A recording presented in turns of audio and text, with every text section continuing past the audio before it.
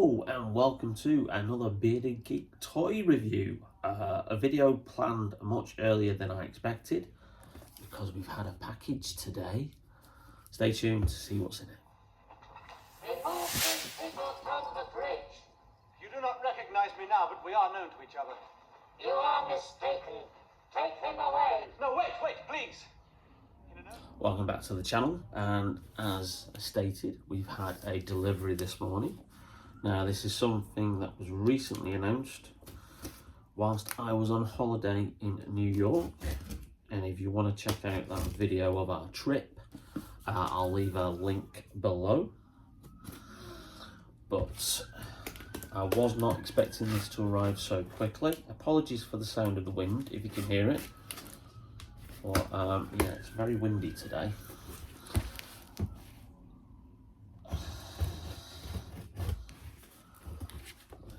This is sellotaped and packaged very well. There we go. Now this is the recently announced exclusive from Character Options, the latest Doctor Who online exclusive.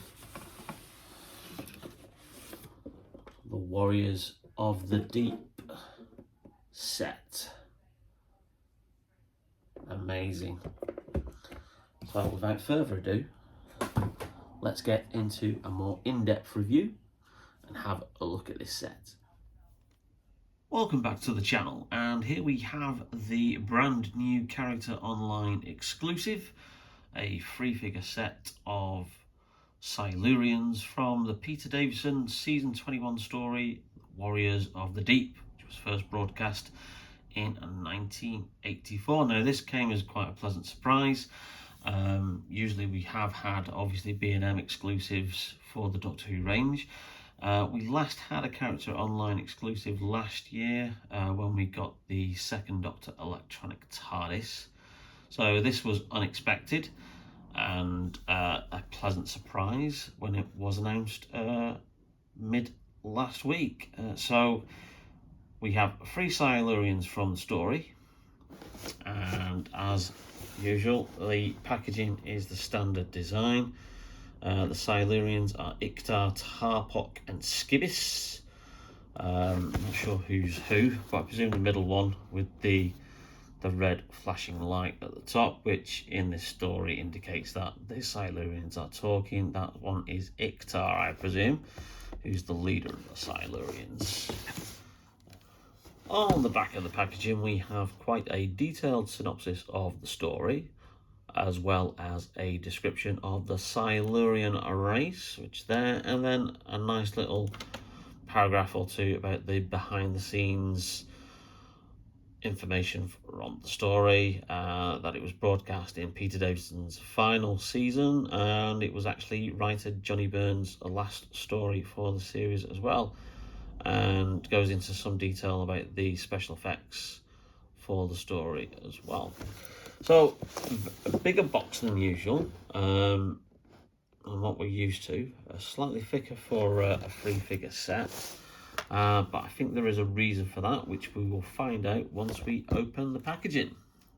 Now, as with previous releases, there is a diorama which is on the inner packaging, so I'll just take the figures out for a moment, and as you can see, we've got a bit of quite a fancy diorama this time, a bit of a 3D effect.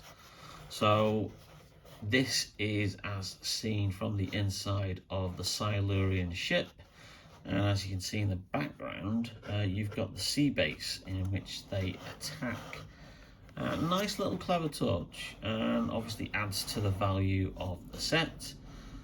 And I think you can actually lift this up or move it down if you want to. But yeah, that's quite an action-packed diorama for a change, rather than just a normal flat piece of cardboard with a photograph printed on it. So that's probably the reason why we have this slightly thicker packaging. Nice little touch there from Character. So here we have the figures themselves in the inner packaging. all nicely tied up. Very nicely packed. So let's get these guys out and have a closer look. And here they are, the Silurians from the Warriors of the Deep. Now, as you can basically see straight away, is that these are three identical figures. There's no variation in the sculpt at all. The only way you can obviously tell that, you know, these guys are meant to be different characters is, as I said earlier, in this story, the Silurians, when they speak, their third eye flashes red. So from that, I'm going to presume that this guy is Iktar, the leader of the Silurians from the story, and then the other two are Tar, Pok, and Skibis. There's no distinguishing marks at all to work out which one is which. Beyond that, and there wasn't really that kind of distinguishing kind of like, you know, marks or anything like that for the actual Silurians as they appeared in the story. They were all kind of like virtually identical, as were the Sea Devil monsters when they appeared in the story as well. So the first thing that is apparent is that there is no articulation in the head whatsoever, because that head is virtually rigid, does not move. There are, you know, the arms move. That's great. There is some waist articulation there, which you can just about see, which is probably under the chest plate. There, lovely detail on the back. Very accurate to the costume how it appeared. And there are paint variations on all three figures, so they've obviously been given a slight like a dark wash, which does make the figures stand out, and obviously makes some of the sculpting details on the figures stand out a lot better.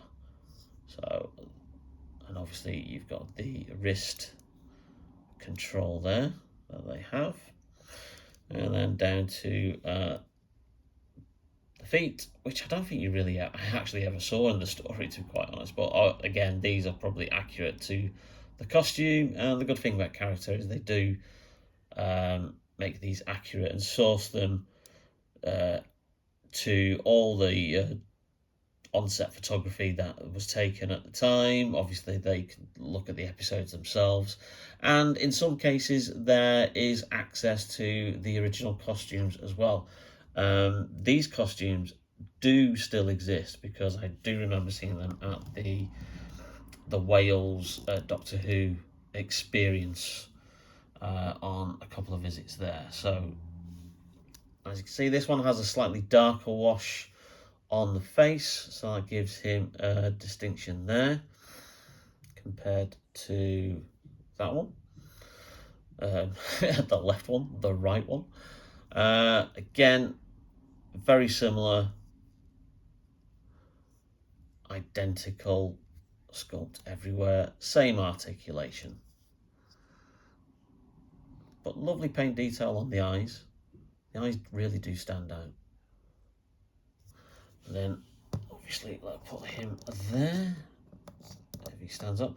Do seem a little bit wobbly on the old feet, so whether or not you have to like get them exactly right standing. So here we have Iktar, or I'm going to call this one Iktar anyway, and obviously he's in mid-conversation, but his third eye is a bright red. He has a different wash on his face, and as well at different areas of his body. I'll bring out the scales, and very much a dark wash on the feet as well. So whether that's going to be consistent with the other sets, or whether it's just going to be a variation on like how much they've put the washes on these particular figures, who knows. Perhaps if you do order this via the character website, which is the only way that you can get it, $29.99, So you do get free postage because orders over £25 are free for postage, so you don't have to pay extra for that. It's limited to 5,000 sets, and I do believe it is selling out very, very quickly. But at time of checking, today being the 21st of February, it is still in stock on the character website, but it's not going to be around for long. And it's a really cool set. It is great to finally have some more monsters from the 1980s. Barring Daleks and Cybermen, there is a distinct lack of, I think, monsters from the 80s era that have been released. We've had recently the Raston Warrior robot, Sentinel androids, but beyond that, we've effectively only got like the Anthony Ainley Master, Sharaz Jek, and Syl from Vengeance on Varos from the Colin Baker Sixth Doctor era. Whereas we've got an abundance of monsters from the John Pertwee and Tom Baker years. Now, again, obviously that's probably seen like the most popular era of the classic run of the show. But even the recent Hartnell first season has had some Vords and Sensorites released via B&M. So it's nice that we finally get some 80s monsters, and hopefully we'll get some 80s style Sea Devils in their samurai style costume released at some point. Because they can slightly tweak the head sculpt and hopefully add to the body. And it would be nice if we could have the Sea Devils as they appear in this story to go alongside these versions of the Silurians. But it's a great set. It's well worth the money, and the more we obviously support these online exclusives, then the more chance we have of getting even better figures from different eras in the future. So check them out. It's still in stock at the moment, and I'll put a link in the description to the Character Online website so you can check them out and perhaps place your own order as well. But a great set by Character, and really good to see these Silurians in plastic form, action figure form. And hopefully it leads to an reappraisal of the story, because the story is not very well... it's just fallen over. Not very well regarded, really, in the like the Doctor Who canon, but that's mainly down to the Merker creature, who is like basically like a pantomime horse, and not the best realised monster. But beyond that, it's actually quite a very, very good Doctor Who story. If you overlook some of the poor monster effects outside of the Silurian and Sea Devil costumes. But there you go. Hope you liked the review, and if you did, please leave us a like, and don't forget to hit that subscribe button and notification bell to be notified whenever we put up any brand new videos. And in the meantime, I'll say stay safe, take care, and stay tuned for more videos from Bearded Geek Toy Reviews. Take care now. Say more, Doctor. There is a distinction. Silurian law forbids any other. Defensive. There's no such thing. When we last met, the supreme wish was to live at peace with the other inhabitants of this planet. Now, why change such an enlightened policy now? Of what happens in the story, as long blah blah blah blah blah blah. Quite a detailed synopsis of the story, as long of